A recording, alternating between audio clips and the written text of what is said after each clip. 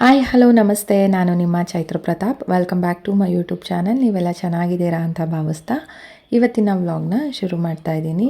Friends, ಇವತ್ತಿನ vlog ಬಂದು ಬುಧವಾರ, ಗುರುವಾರ, ಶುಕ್ರವಾರ 3 ಡೇಸ್ ಕಂಟಿನ್ಯೂಷನ್ ವ್ಲಾಗ್ ಆಗಿರುತ್ತೆ. ಸೊ ಅಕ್ಕನ ಮನೆಗೆ ಹೋಗೋಣ ಅಂತ ಹೇಳಿ ರೆಡಿಯಾಗಿ ಹೋಗ್ತಾ ಇದ್ದೀವಿ. ಅಂದರೆ ಸುಮಾರು ದಿನಗಳೇ ಆಗೋಗ್ಬಿಟ್ಟಿತ್ತು. ದಿನಗಳಲ್ಲ, ವರ್ಷಗಳೇ ಆಗಿತ್ತು ಅಂತಲೇ ಹೇಳ್ಬೋದು. ಹತ್ತತ್ರ 1 ವರ್ಷದ ಮೇಲೆ ಆಗಿದೆ ಅಕ್ಕನ ಮನೆಗೆ ಹೋಗಿ. ತುಂಬ ದೂರ ಎಲ್ಲ ಏನೂ ಅಲ್ಲ, ಅಂದರೆ ಊರಿಗೆ ಹೋಗಬೇಕು ಆ ಥರ ಎಲ್ಲ ಏನೂ ಅಲ್ಲ, ಬೆಂಗಳೂರಿನಲ್ಲೇ ಇರೋ ಅಂಥದ್ದು. ಸೊ ಅದಕ್ಕೆ ಹೋಗೋಣ, ಹೇಗಿದ್ದರೂ ಸ್ಕೂಲ್ ಶುರು ಆಗಿಬಿಟ್ರೆ ಇನ್ನು ಎಲ್ಲೂ ಹೋಗ್ಲಿಕ್ಕೆ ಆಗೋದಿಲ್ಲ. ಸೊ ರಜಾ ಬಂದಾಗಲಿಂದ, ಅಂದರೆ ಮಕ್ಕಳಿಗೆ ಹಾಲಿಡೇಸ್ ಅಂತ ಏನು ಬಂತು ಅವಾಗಿನಿಂದನೂ ಮಕ್ಕಳನ್ನ ಕರ್ಕೊಂಬಾ ಅಂತ ಹೇಳಿ ಫೋನ್ ಮಾಡ್ತಾನೆ ಇದ್ಲು. ಬಟ್ ನನಗೆ ಹೋಗ್ಲಿಕ್ಕೆ ಟೈಮ್ ಆಗಿರಲಿಲ್ಲ. ಸರಿ ಹೋಗ್ಬಿಟ್ಟು ಬರೋಣ, ಇನ್ನು ಸ್ಕೂಲ್ ಶುರು ಆದರೆ ಹೋಗೋದಕ್ಕಾಗಲ್ಲ ಅಂತ ಹೇಳಿಬಿಟ್ಟು ಸಡನ್ನಾಗಿ ಪ್ಲ್ಯಾನ್ ಮಾಡಿ ಹೋಗ್ತಾಯಿದ್ದೀನಿ. ಅಂದರೆ ಬುಧವಾರ ಮಧ್ಯಾಹ್ನದವರೆಗೂ ನಾನು ಹೋಗೋ ಐಡಿಯಾನೇ ಇರಲಿಲ್ಲ. ಸೊ ಸಡನ್ನಾಗಿ ಯೋಚನೆ ಬಂತು, ಇಲ್ಲ ಪಾಪ ಸುಮಾರು ಸಲ ಕರೆದಿದ್ದಾಳೆ, ಹೋಗಲಿಲ್ಲ ಅಂದರೆ ತಪ್ಪಾಗುತ್ತೆ. ಆಗಲೇ ನಾನು ಹೋಗಿ ತುಂಬ ದಿನಗಳೇ ಆಗೋಗ್ಬಿಟ್ಟಿದೆ ಅಂತ ಹೇಳ್ಬಿಟ್ಟು ಹೊರಟಿದ್ದಾಯಿತು. ಸೊ ಬುಧವಾರ ಸಂಜೆ ಒಂದು 6 ಗಂಟೆ ಏನೋ ನಾವು ಅವ್ರ ಮನೆಗೆ ಹೋದಾಗ ನಮ್ಮನೆಯವರೇ ಡ್ರಾಪ್ ಮಾಡಿಕೊಟ್ರು. ಸೊ ಅವರು ಕೆಲಸ ಇತ್ತು, ಹಂಗಾಗಿ ನಮ್ಮನ್ನ ಬಿಟ್ಬಿಟ್ಟು ಹೊರಟ್ಬಿಟ್ರು ಅವರು. ಮತ್ತೆ ಕರ್ಕೊಂಡು ಹೋಗೋದಕ್ಕೆ ಬರ್ತೀನಿ ಅಂತ ಹೇಳಿಬಿಟ್ಟು. ಸರಿ ಅಂತ ಹೇಳಿಬಿಟ್ಟು ನಾವು ಹೋಗ್ತಿದ್ದಂಗೆ ನೋಡಿ ಆಲ್ರೆಡಿ ನಮ್ಮ ವೇದಾಂಶು ಐಸ್ ಕ್ರೀಮು, ಚಾಕ್ಲೇಟು ಈ ಥರದ್ದು ಏನಾದರೂ ತಿಂಡಿ ಕೊಟ್ಬಿಟ್ರೆ ಸಾಕು, ಅವನೊಂದು ಕಡೆ ಸೈಲೆಂಟಾಗಿ ಕೂತ್ಕೊಂಡ್ಬಿಡ್ತಾನೆ. ಇನ್ನು ನಮ್ಮ ಖುಷಿನ ನಮ್ಮ ಅಕ್ಕ ಮಾತಾಡಿಸ್ತಾ ಇದ್ದಾಳೆ. ಬಟ್ ಅವಳು ಏನೋ ಒಂಥರ, ಏನು ಗೊತ್ತಾ, ತುಂಬ ದೂರದ ರಿಲೇಷನ್ ಅಂತ ಆ ಥರ ಎಲ್ಲ ಏನೂ ಅಲ್ಲ. ಅಂದರೆ ಅಣ್ಣನ ಮಕ್ಕಳು, ನಾವೆಲ್ಲ ಒಟ್ಟಿಗೆ ಓದಿ ಒಟ್ಟಿಗೆ ಬೆಳೆದವ್ರು ನಾವು. ಅಷ್ಟು ಕ್ಲೋಸ್ ಆಗಿದ್ರು ನಮ್ಮ ಖುಷಿ ಎಲ್ಲಾದರೂ ಹೊರಗಡೆ ಬಂದರೆ ತುಂಬ ಸಂಕೋಚ ಪಟ್ಕೊತಾಳೆ ಮಾತಾಡಲಿಕ್ಕೆ. ಒಂದು ಸ್ವಲ್ಪ ಹೊತ್ತು ಟೈಮ್ ತೊಗೊತಾಳೆ, ಅಂದರೆ 1 ಅವರ್ 2 ಅವರ್ ಆಗಬೇಕು, ಆಮೇಲೆ ಆ ಜಾಗಕ್ಕೆ ಅಡ್ಜಸ್ಟ್ ಆಗಿಬಿಡ್ತಾಳೆ. ಸರಿ ಅಂತ ಹೇಳಿಬಿಟ್ಟು ನಾವು ಹೋದ್ವಿ ಅಲ್ವಾ, ಒಂದು ಸ್ವಲ್ಪ ಹೊತ್ತು ಕೂತಿದ್ವಿ ಹಾಗೆ ಮಾತಾಡಿಕೊಂಡು. ಮತ್ತಿನ್ನು ಇನ್ನೊಬ್ಬಳು ಅಕ್ಕ ಇದ್ದಾಳೆ ಅಲ್ಲೇನೇ, ಅಂದರೆ ಇವಾಗ ನಾವೇನು ಹೋಗಿದ್ದೀನಿ ನಮ್ಮ ಮಂಜು ಅಕ್ಕ ಅಂತ ಹೇಳಿಬಿಟ್ಟು, ಅವ್ರ ತಂಗಿ ಬಂದು ಸರು ಅಂತ ಹೇಳಿ ಅಲ್ಲೇ ಸಂಕುತ್ಕಟ್ಟೆನಲ್ಲೇ ಇರೋ ಅಂಥದ್ದು.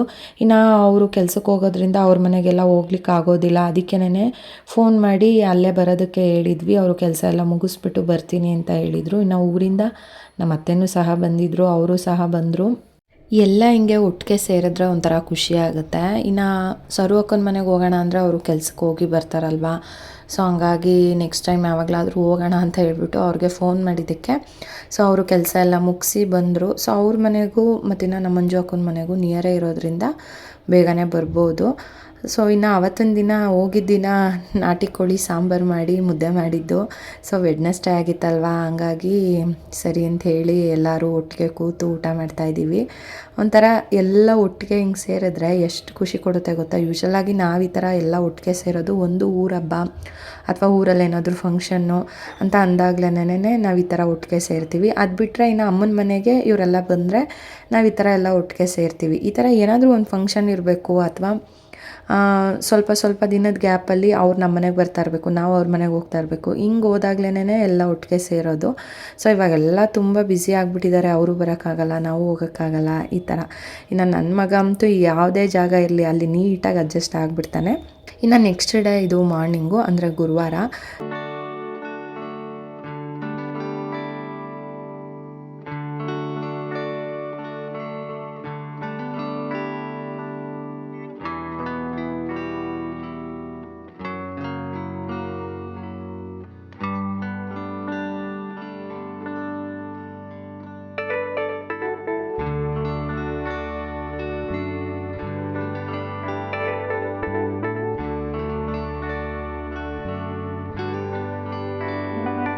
ಇನ್ನು ಗುರುವಾರ ಬೆಳಗ್ಗೆ ಎದ್ದ ತಕ್ಷಣ ಈಚೆ ಬಂದರೆ ಸೂರ್ಯನ ಬೆಳಕು ಮನೆ ಬಾಗಿಲಿಗೆ ಎಷ್ಟು ಚೆನ್ನಾಗಿ ಬೀಳ್ತಾಯಿತ್ತು ಗೊತ್ತಾ. ಅಷ್ಟರೊಳಗಡೆ ನಮ್ಮ ವೇದಾಂಶು ಸಹ ಎದ್ದಿದ್ದ.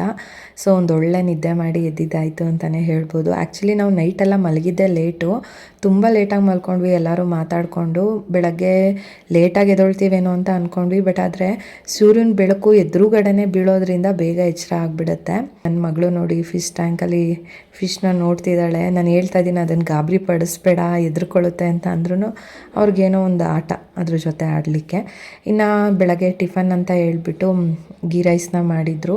ಅಂದರೆ ನೈಟು ಸಾಂಬಾರು ಇತ್ತಲ್ವ, ಅದಕ್ಕೆ ಕಾಂಬಿನೇಷನ್ ಆಗಿ ಗೀ ರೈಸ್ನ ಮಾಡಿದ್ದು. ಇನ್ನು ನಮ್ಮ ಸರು ಅಕ್ಕ ಬೆಳಗ್ಗೆ ಕೆಲ್ಸಕ್ಕೆ ಹೋಗ್ಬೇಕಿತ್ತಲ್ವ, ಹಂಗಾಗಿ ಟಿಫನ್ ಮಾಡಿಕೊಂಡು ಬೇಗನೆ ಹೊರಟ್ಬಿಟ್ರು. ಇನ್ನು ನಾವೆಲ್ಲ ನಿಧಾನಕ್ಕೆ ಟಿಫನ್ ಮಾಡಿಕೊಂಡು ಸೊ ನಿನ್ನೆ ಏನಂದರೆ ಚಿಕನ್ ಸಾಂಬಾರು ಮಾಡಿದ್ವಿ ಅಲ್ವಾ, ಹಾಗಾಗಿ ಇವತ್ತು ಉಪ್ಸಾರು ಮಾಡೋಣ ಅಂತ ಹೇಳಿ ಬೆಳಗ್ಗೆನೇ ಸೊಪ್ಪು ಗಾಡಿ ಬಂತು, ಸೊಪ್ಪೆಲ್ಲ ತೊಗೊಂಡಿದ್ದು. ಸೊ ಅದನ್ನೆಲ್ಲ ಬಿಡಿಸಿ ರೆಡಿ ಮಾಡೋಣ ಅಂತ ಹೇಳಿ ರೆಡಿ ಮಾಡ್ಕೊತಾ ಇದ್ವಿ. ಅಂದರೆ ಯೂಶ್ವಲಾಗಿ ಮಧ್ಯಾಹ್ನಕ್ಕೇನು ಮಾಡ್ತಿರ್ಲಿಲ್ಲ, ಸಂಜೆಗೆ ಮಾಡ್ಕೊಳ್ಳೋಣ ಉಪ್ಸಾರು ಅಂತ ಹೇಳಿಬಿಟ್ಟು. ಸೊ ಬೆಳಗ್ಗೆ ಮಾಡಿದ್ದೆ ಗೀ ರೈಸ್ ಎಲ್ಲ ಇತ್ತಲ್ವ, ನಾವೇ ತಾನೇ ಅಡ್ಜಸ್ಟ್ ಮಾಡಿಕೊಂಡು ತಿನ್ನೋಣ, ವೇಸ್ಟ್ ಮಾಡೋದು ಬೇಡ ಅಂತ ಹೇಳ್ಬಿಟ್ಟು ಇನ್ನು ನೈಟಿಗೆ ಬಿಸಿ ಬಿಸಿಯಾಗಿ ಮುದ್ದೆ ಮಾಡಿ ಉಪ್ಸಾರು ಮಾಡ್ಕೊಂಡು ತಿನ್ನೋಣ. ನಮ್ಮ ಅತ್ತೆ ಬಂದಿದ್ರಲ್ವ, ಸೊ ಅವ್ರು ಉಪ್ಸಾರೆಲ್ಲ ಚೆನ್ನಾಗಿ ಮಾಡ್ತಾರೆ, ಅವ್ರ ಕೈಲೇ ಮಾಡಿಸು ಅಂತ ನಾನು ಹೇಳ್ತಿದ್ದೆ. ಬಟ್ ಆದರೆ ನಮ್ಮ ಅಕ್ಕನೇ ಮಾಡಿದ್ಲು ನೈಟು, ತುಂಬ ಚೆನ್ನಾಗಿ ಮಾಡಿದ್ಲು. ಇನ್ನು ಬೆಳಗ್ಗೆ ಟಿಫನ್ ಆದಮೇಲೆ ಸ್ವಲ್ಪ ರಾಗಿ ಅಂಬ್ಲಿ ಅಂತ ಹೇಳಿ ಮಾಡ್ತಾರೆ ನೋಡಿ, ಅದನ್ನು ಮಾಡಿ ಕೊಟ್ಟಿದ್ಲು, ತುಂಬ ಚೆನ್ನಾಗಿ ಮಾಡಿದ್ಲು. ಇನ್ನು ನಮ್ಮ ಅಕ್ಕನ ಮನೆದು ಕಂಪ್ಲೀಟಾಗಿ ಒಂದು ಕ್ಲಿಪ್ಪಿಂಗ್ನ ತೊಗೊಂಡಿದ್ದೀನಿ. ತುಂಬ ನೀಟಾಗಿ ಮನೇನ ಇಟ್ಟಿದ್ದಾಳೆ, ಹಾಗಾಗಿ ಆ ಒಂದು ಕ್ಲಿಪ್ಪಿಂಗ್ನ ಈ ವ್ಲಾಗಲ್ಲಿ ಆ್ಯಡ್ ಮಾಡ್ತಾಯಿದ್ದೀನಿ.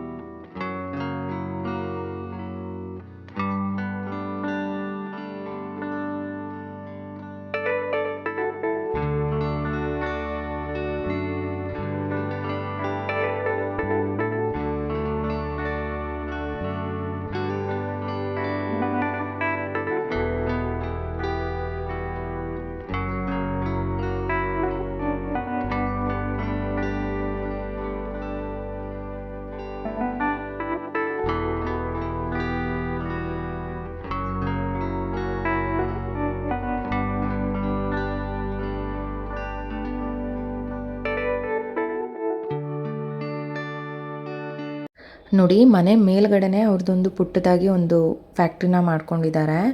ತುಂಬ ಖುಷಿ ಆಗುತ್ತೆ ನನಗಂತೂ ಓನ್ ಫ್ಯಾಕ್ಟ್ರಿ ಮಾಡ್ಕೊಂಡಿರೋ ಅಂಥದ್ದು. ಯಾಕೆಂತಂದರೆ ಲಾಸ್ಟ್ ಟೈಮ್ ನಾನು ಅವ್ರ ಮನೆಗೆ ಬಂದಾಗ ಒಂದು 3 ಮಿಷಿನ್ ಏನೋ ಮನೆಯಲ್ಲೇ ಇಟ್ಕೊಂಡಿದ್ಲು. ಸೊ ಅದಾದಮೇಲೆ ಒಂದೊಂದೇ ಮಿಷಿನ್ಗಳನ್ನ ತೊಗೊಂಡು ಮನೆಯಲ್ಲಿ ಎಲ್ಲ ಮಿಷಿನ್ಗಳು ಇಡಲಿಕ್ಕೆ ಜಾಗ ಆಗೋದಿಲ್ಲ ಅಲ್ವಾ, ಹಾಗಾಗಿ ಅವ್ರದ್ದು ಹೇಗಿದ್ರು ಓನ್ ಹೌಸ್ ಆಗಿರೋದ್ರಿಂದ ಮೇಲ್ಗಡೆ ಒಂದು ಚಿಕ್ಕದಾಗಿ ಫ್ಯಾಕ್ಟ್ರಿನ ಮಾಡ್ಕೊಂಡಿದ್ದಾರೆ. ಸೊ ಮೇಲೆ ನೋಡಿ ಇವಾಗ 13 ಮಿಷಿನ್ ಏನೋ ಇಟ್ಟಿದ್ದಾರಂತೆ. ಅಂದರೆ ಒಂದು ಶರ್ಟು ತಯಾರಾಗಲಿಕ್ಕೆ ಎಷ್ಟು ಮಿಷಿನ್ ಅವಶ್ಯಕತೆ ಇದೆ ಅಷ್ಟೆಲ್ಲ ಮಿಷಿನ್ನ ಇಟ್ಕೊಂಡಿದ್ದಾರೆ. ಅದರಲ್ಲಿ ಕಾಜಾ ಮಾಡಲಿಕ್ಕೆ ಮತ್ತಿನ್ನು ಬಟನ್ ಮಾಡಲಿಕ್ಕೆ ಯೂಸ್ ಆಗುವಂಥ ಮಿಷಿನ್ 2 ಏನೋ ಇಲ್ವಂತೆ. ಇನ್ನು ವಾಷಿಂಗೂ ಸಹ ಹೊರಗಡೆನೇ ಮಾಡ್ಕೊಬೇಕು. ಅದು ಬಿಟ್ಟರೆ ಇನ್ನು ಒಂದು ಶರ್ಟು ಮಿಕ್ಕಿದೆಲ್ಲ ಇಲ್ಲಿ ತಯಾರಾಗಿ ಹೋಗುತ್ತಂತೆ ಇವ್ರ ಫ್ಯಾಕ್ಟ್ರಿಯಿಂದ. ಸೊ ಆ ಥರ ಅಂತ ಹೇಳಿದ್ದು ನನಗೆ. ಸೊ ನನಗೂ ಗೊತ್ತಿರಲಿಲ್ಲ, ನಾನು ಕೇಳಿದೆ. ಯಾಕೆಂದರೆ ನಮ್ಮಮ್ಮ ಬಂದು ಕಾಜಾ ಆಪ್ರೇಟ್ರು, ಇಲ್ಲಿ ಬಟನ್ನು ಮತ್ತಿನ್ನು ಕಾಜಾ ಮಾಡೋ ಮಿಷಿನ್ 2 ಇಲ್ಲ ಅಂತ ಅವ್ರು ಹೇಳಿದ್ದು. ಸೊ ನಂಗೆ ನಿಜವಾಗ್ಲೂ ಖುಷಿ ಆಯಿತು. ಸುಮ್ಮನೆ ಅಲ್ಲ, ಒಂದು ಮಿಷಿನ್ನು ಇಟ್ಟು ಒಂದು ಕೆಲಸ ಮಾಡ್ತೀನಿ ಅಂದ್ರೇ ಕಷ್ಟ ಇರುತ್ತೆ. ಅಂಥದ್ರಲ್ಲಿ 13 ಮಿಷಿನ್ಗಳನ್ನ ಇಟ್ಕೊಂಡು ಒಂದು 5-6 ಜನಕ್ಕೆ ಕೆಲಸನ ಕೊಟ್ಟು ಅವರು ಕೆಲಸ ಮಾಡ್ತಾ ಇರೋದು ಒಂಥರ ಖುಷಿ ವಿಚಾರ ಅಂತಲೇ ಹೇಳ್ಬೋದು. ಸೊ ಗಂಡ ಹೆಂಡತಿ ಇಬ್ಬರು ಸೇರಿ ಒಟ್ಟಿಗೆ ಈ ಫ್ಯಾಕ್ಟ್ರಿನ ನಡೆಸ್ತಾ ಇರೋ ಅಂಥದ್ದು. ಸೊ ಓನಾಗಿ ಏನಾದರೂ ಮಾಡೋಣ ಅಂತ ಹೇಳಿ ಈ ಕೆಲಸನ ಆಗಲೇ ಸುಮಾರು ಒಂದು 5-6 ವರ್ಷದ ಹಿಂದೆಯಿಂದನೂ ಶುರು ಮಾಡಿದ್ದಾರೆ. ಸೊ ನಾನು ಅಂದರೆ ಪೂಜೆ ಮಾಡುವಾಗ ಹಂಗೆ ಬರ್ತಿದ್ದೆ, ಹಂಗೆ ಹೋಗ್ತಿದ್ದೆ ಅಷ್ಟೇ, ಜಾಸ್ತಿ ಇರ್ಲಿಕ್ಕೆ ಆಗ್ತಾ ಇರಲಿಲ್ಲ. ಬಟ್ ನಾನು ನೋಡಿದಾಗ ಒಂದು 2-3 ಮಿಷಿನ್ ಮನೆಯಲ್ಲಿ ಇಟ್ಕೊಂಡಿದ್ದು. ಇವತ್ತಿನ ದಿನ ಚೆನ್ನಾಗಿ ಫ್ಯಾಕ್ಟ್ರಿನ ಮಾಡ್ಕೊಂಡಿದ್ದಾಳೆ ಅಂತಲೇ ಹೇಳ್ಬೋದು. ಇನ್ನು ಪಕ್ಕದಲ್ಲಿರೋರು ಬಂದು ನಮ್ಮ ಅಕ್ಕನ ಕ್ಲೋಸ್ ಫ್ರೆಂಡು. ಸೊ ನಮಗೂ ಸಿಸ್ಟರ್ ಅಂತಲೇ ಹೇಳ್ಬೋದು. ಯಾಕೆಂತಂದರೆ ಫ್ರೆಂಡ್ ಅಷ್ಟೇ ಅಲ್ಲ, ಅವರು ಒಟ್ಟಿಗೆ ಅಕ್ಕ ತಂಗಿ ಥರ ಇದ್ದಾರೆ. ಇವರು ಮತ್ತಿನ ಇನ್ನೊಬ್ಬರು ಲಾವಣ್ಯ ಅಕ್ಕ ಅಂತ ಹೇಳಿ ನಮ್ಮ ಮಂಜು ಅಕ್ಕನಿಗೆ ತುಂಬಾ ಕ್ಲೋಸ್ ಫ್ರೆಂಡ್ಸು ಇವರಿಬ್ಬರು ಅಂತಲೇ ಹೇಳ್ಬೋದು.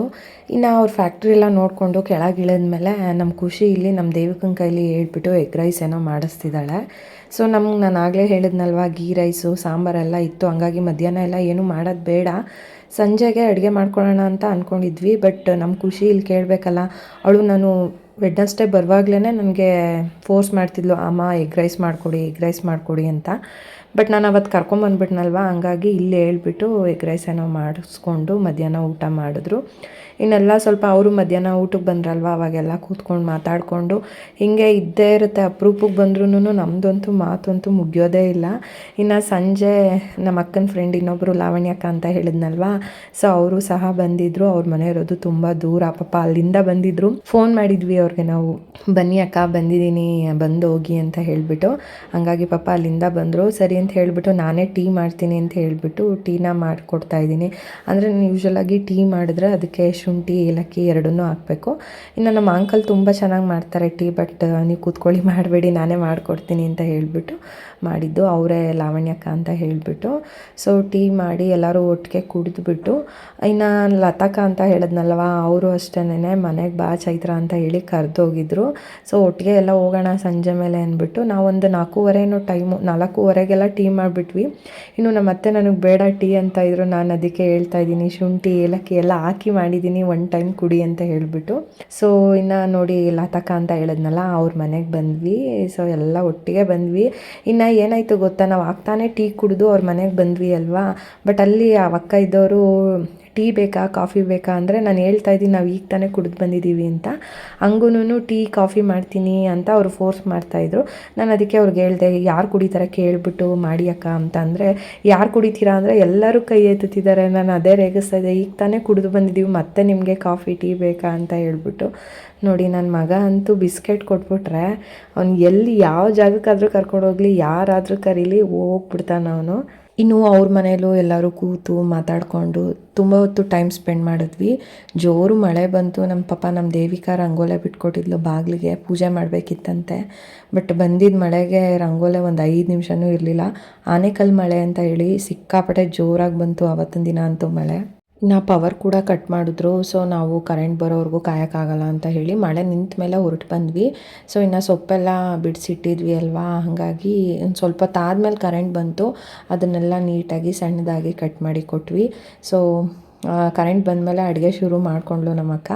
ಸೊ ಅವಳೇ ಮಾಡಿದ್ಲು, ನಾನು ಹೇಳಿದ್ದೆ ಅತ್ತೆ ಮಾಡ್ತಾರಲ್ವ ಅಂತ ಹೇಳ್ಬಿಟ್ಟು. ಬಟ್ ಅವ್ರ ಮನೆಯಲ್ಲಿ ಇವಾಗ ಜಾಸ್ತಿ ಅವ್ರು ಉಪ್ಸಾರು ಮುದ್ದೆ ಎಲ್ಲ ಮಾಡೋದಕ್ಕೆ ಹೋಗೋದಿಲ್ಲ, ಜಾಸ್ತಿ ನಾನ್ ವೆಜ್ ಮಾಡ್ತಾರೆ. ಬಟ್ ನಾವು ನೆನ್ನೆ ಎಲ್ಲ ನಾನ್ ವೆಜ್ ತಿಂದಿದ್ವಿ ಅಲ್ವಾ, ಹಂಗಾಗಿ ಉಪ್ಸಾರು ಮಾಡು ಅಂತ ಹೇಳಿದ್ದು. ಬಟ್ ಅವಳೇ ಮಾಡಿದ್ಲು, ತುಂಬ ಚೆನ್ನಾಗಿ ಮಾಡಿದ್ಲು ಉಪ್ಸಾರು ಅಂತೂ. ಇನ್ನು ನಮ್ಮ ದೇವಿಕಾ ಅಂತೂ ಡ್ರಾಯಿಂಗ್ ತುಂಬ ಅಂದರೆ ತುಂಬ ಚೆನ್ನಾಗಿ ಬಿಡಿಸ್ತಾಳೆ. ಎಷ್ಟು ಡ್ರಾಯಿಂಗ್ ಬಿಡಿಸಿದ್ದಾಳೆ ಅಂತ ಅಂದರೆ ಎಷ್ಟೊಂದು ಇದೆ, ಎಲ್ಲನೂ ನೀಟಾಗಿ ಎತ್ತಿಟ್ಟಿದ್ದಾಳೆ ಅವಳು. ಅಂದರೆ ಸ್ಟಾರ್ಟಿಂಗು ಕಲಿಯುವಾಗ ಏನು ಬಿಡಿಸಿದ್ದಾಳೆ ಆ ಡ್ರಾಯಿಂಗ್ ಪೇಪರೆಲ್ಲ ಇಟ್ಟಿದ್ಲು. ಸೊ ಹಂಗಾಗಿ ಅದೊಂದು ಕ್ಲಿಪ್ಪಿಂಗ್ನ ತೊಗೊಂಡಿದ್ದೀನಿ ನಾನಿಲ್ಲಿ.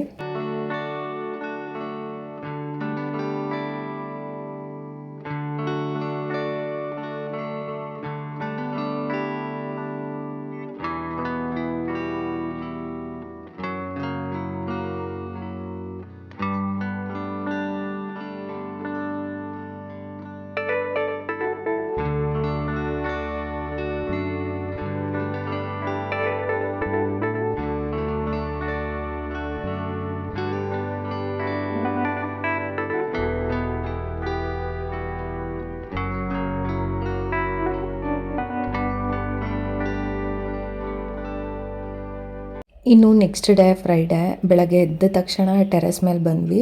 ಸೊ ಅಲ್ಲೂ ಸಹ ಗಿಡಗಳೆಲ್ಲ ಹಾಕ್ಕೊಂಡಿದ್ದಾಳೆ, ದಾಸವಾಳದ ಗಿಡ, ದೊಡ್ಡಪತ್ರೆ ಗಿಡ, ಇನ್ನೊಂದೆರಡು ಶೋ ಗಿಡಗಳು ಎಲ್ಲ ತುಂಬ ಚೆನ್ನಾಗಿದೆ ಅವ್ರ ಮನೆ ಮೇಲ್ಗಡೆ ವಾತಾವರಣ. ಏನಕ್ಕೆ ಅಷ್ಟು ಹೈಲೈಟ್ ಆಗುತ್ತೆ ಅಂತ ಅಂದರೆ, ಸೊ ಕಾರ್ನರ್ ಸೈಟ್ ಇರೋದ್ರಿಂದ ಬಿಸಿಲು ತುಂಬ ಚೆನ್ನಾಗಿ ಬೀಳುತ್ತೆ. ಗಿಡಗಳ ಮೇಲೆಲ್ಲ ಬಿಸಿಲು ಚೆನ್ನಾಗಿ ಬೀಳೋದ್ರಿಂದ ಎಲ್ಲ ಗಿಡಗಳು ಚೆನ್ನಾಗಿ ಬಂದಿದ್ದಾವೆ. ಒಂಥರ ವಾತಾವರಣ ತುಂಬಾ ಇಷ್ಟ ಆಗುತ್ತೆ ನನಗಂತೂ ಅವ್ರ ಮನೆಗೆ ಹೋದಾಗಲೆಲ್ಲ.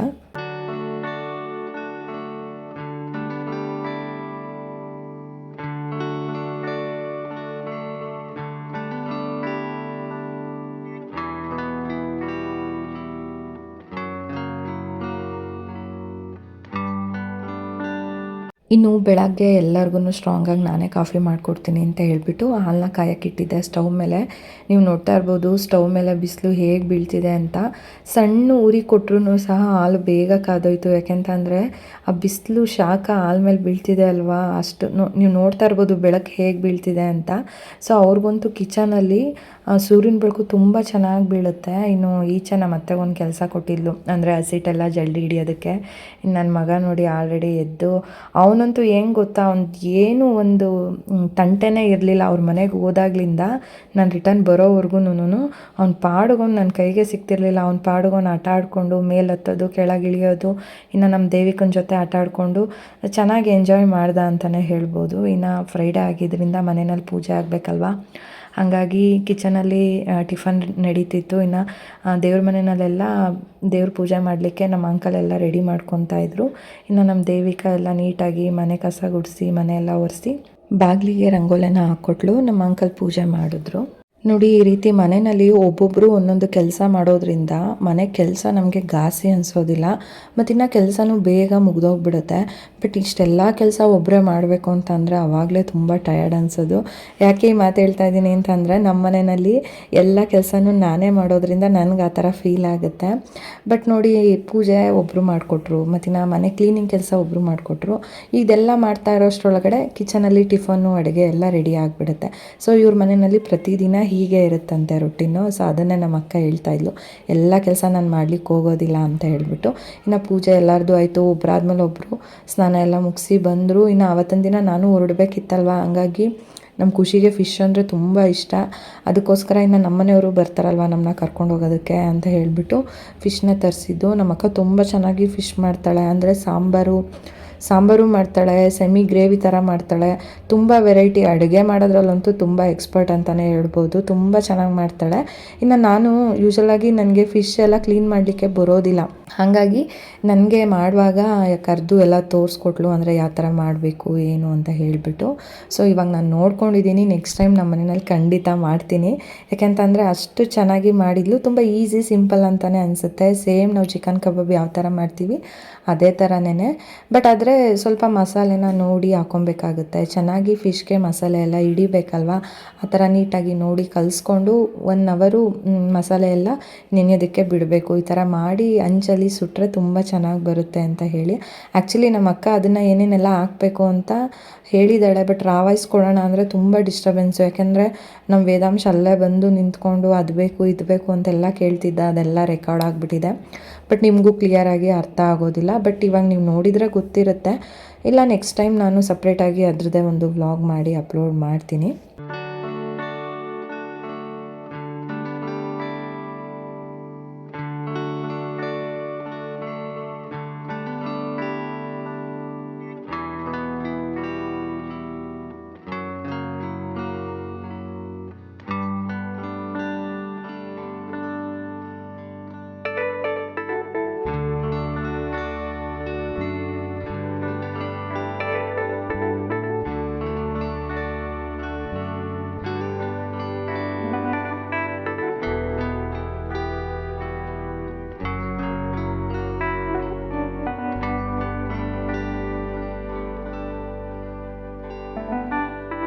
ನೋಡಿ ಕಂಪ್ಲೀಟಾಗಿ ಅಡುಗೆ ಕೆಲಸಗಳೆಲ್ಲ ಮುಗ್ದೋಗ್ಬಿಟ್ಟಿದೆ. ಇನ್ನು ರೈಸ್ ಮಾಡಿ, ನಾನು ಆಗಲೇ ಹೇಳಿದ್ನಲ್ಲ ಸಾಂಬಾರು ಥರ ಮಾಡಿಲ್ಲ, ಫಿಶಲ್ಲಿ ಸೆಮಿ ಗ್ರೇವಿ ಥರ ಮಾಡಿದ್ದಾಳೆ. ತುಂಬ ಚೆನ್ನಾಗಿದೆ, ಒಂಥರ ಗೊಜ್ಜು ಅಂತೀವಲ್ಲ ಆ ಥರ ಗೊಜ್ಜು ಥರ ಮಾಡಿರೋ ಅಂಥದ್ದು. ಸೊ ಈ ಕಡೆ ಸೈಡ್ಗೆ ಫಿಶ್ ಮಾಡಿದ್ರೆ ಸಾಂಬಾರೆಲ್ಲ ಇಷ್ಟ ಆಗೋದಿಲ್ಲ, ಹಂಗಾಗಿ ರಸಮ್ಮು ಅಂದರೆ ಕುಡಿಲಿಕ್ಕೆ ಚೆನ್ನಾಗಿರುತ್ತೆ ಅಂತ ಹೇಳಿಬಿಟ್ಟು ರಸಮ್ನ ಮಾಡಿರೋ ಅಂಥದ್ದು. ಅಡುಗೆ ಕೆಲಸ ಎಲ್ಲ ಮುಗೀತು. ಇನ್ನು ನಮ್ಮನೆಯವ್ರಿಗೆ ವೆಯ್ಟ್ ಮಾಡ್ತಿದ್ವಿ. ಸೊ ಮಧ್ಯಾಹ್ನ ಬರ್ತೀನಿ ಅಂತ ಹೇಳಿದರು. ನಾವು ಈಚೆ ಎಲ್ಲ ಕೂತ್ಕೊಂಡು ಮಾತಾಡ್ಕೊಂಡು ಕೂತಿದ್ವಾ. ನಮ್ಮನೆಯವ್ರು ಬಂದಿರೋದೇ ಗೊತ್ತಿಲ್ಲ. ನಮ್ಮ ವೇದಾಂಶು ಅವ್ರ ಅಪ್ಪ ಬಂದಿರೋದನ್ನ ಅಬ್ಸರ್ವ್ ಮಾಡಿ ಅವ್ರನ್ನ ಕೂಗ್ದ. ಆವಾಗಲೇ ನಮಗೂ ಗೊತ್ತಾಗಿದ್ದು. ಇನ್ನು ಅವ್ರ ಅಪ್ಪ ಬಂದ ತಕ್ಷಣ ಅವನು ಒಂಥರ ಚೇಂಜಸ್ ಆಗಿಬಿಟ್ಟ. ಅಂದರೆ ಅವ್ರ ಅಪ್ಪನ ಬಿಟ್ಟು ಬರ್ತಾನೇ ಇಲ್ಲ. ಯೂಶ್ವಲಾಗಿ ಎಲ್ಲೇ ಹೋದರೂ ಅಷ್ಟೇ, ಹೊರಗಡೆ ಹೋದರೆ ಅವನ ಪಾಡಿಗೆ ಅವ್ನು ಆಟ ಆಡ್ಕೊಂಡಿರ್ತಾನೆ. ಬಟ್ ಆದರೆ ಆ ಜಾಗದಲ್ಲಿ ಅವ್ರ ಅಪ್ಪ ಇದ್ದಾರೆ ಅಂತಂದರೆ ಅವ್ರ ಅಪ್ಪ ಎಲ್ಲಿ ಹೋಗ್ತಾರೆ ಅಲ್ಲಿ ಹೋಗಬೇಕು, ಅವ್ರ ಅಪ್ಪನ ಹಿಂದೆನೇ ಇರಬೇಕು, ಆ ಥರ ಇಬ್ರೂ. So 2 days ಆಗಿತ್ತಲ್ವ. ಸೊ ಇಬ್ಬರು ಅವ್ರ ಅಪ್ಪನ ನೋಡಿದ ತಕ್ಷಣ ಏನೋ ಒಂಥರ ಖುಷಿ. ಇನ್ನು ನಮಗೂ ಹೊರಲಿಕ್ಕೆ ಟೈಮ್ ಆಗಿಬಿಡುತ್ತೆ. ಯಾಕೆಂತಂದರೆ ಸಂಜೆ ಟೈಮಲ್ಲಿ ಮಳೆ ಬಂದರೆ ಇನ್ನು ಹೋಗೋದಕ್ಕೆ ಹಿಂಸೆ ಆಗುತ್ತೆ ಅಂತ ಹೇಳಿಬಿಟ್ಟು ಬೇಗ ಹೊರಡೋಣ ಅಂತ ಹೇಳಿಬಿಟ್ಟೆ ನಮ್ಮನೆಯವರು ಬೇಗನೆ ಬಂದಿದ್ದರು. ಇನ್ನು ನಮ್ಮ ಅಕ್ಕ ಫಿಶ್ ಮಸಾಲೆ ಎಲ್ಲ ಕಲಿಸುವಾಗ ಅದನ್ನು ಯಾವ ಥರ ಕ್ಲೀನ್ ಮಾಡ್ಕೊಬೇಕು ಅದನ್ನೆಲ್ಲ ತೋರಿಸ್ಕೊಟ್ಟಿದ್ಲು.